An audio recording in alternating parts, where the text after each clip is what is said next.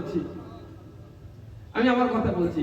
আমাদের সানাউল্লাহ ভাইকে তো আপনারা সবাই জানেন, উল্লাহ ভাইজানদেরকে সবাই জানেন। তো আমাদের সানাউল্লাহ ভাইয়ের নানি বাড়ি কোথায় জানেন? বৈদ্যবাটিতে। তো আমরা ঘুরতে গিয়েছি সবাই মিলে, আমারও নানির বাড়ি। তো ভাইয়েদের নানির বাড়ি শেষ করতে মাঠ আর মাঠ। তো আমরা নানির বাড়ি যাওয়া মানে মামু তো রেডিমেড পাওয়া যায়, জানেন আপনারা। নানির বাড়ি থেকে মামু রেডিমেড। তো মামুদের সাথে পাল্লায় পড়ে মাঠের দিকে ঘুরতে গিয়েছি। আর ট্রেন লাইন আছে ওই বৈদ্যবাটি যেটা যাচ্ছে।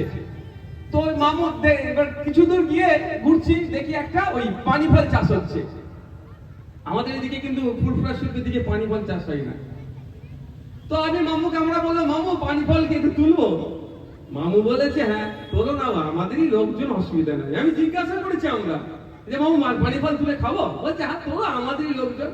এবার এপারে যখন তুলছি দিকে ওপার থেকে চিল্লাচ্ছে, এই কারারে কারারে, ধর ধর ধর। আমরা এদিক দিয়ে ছুটে পালিয়েছি।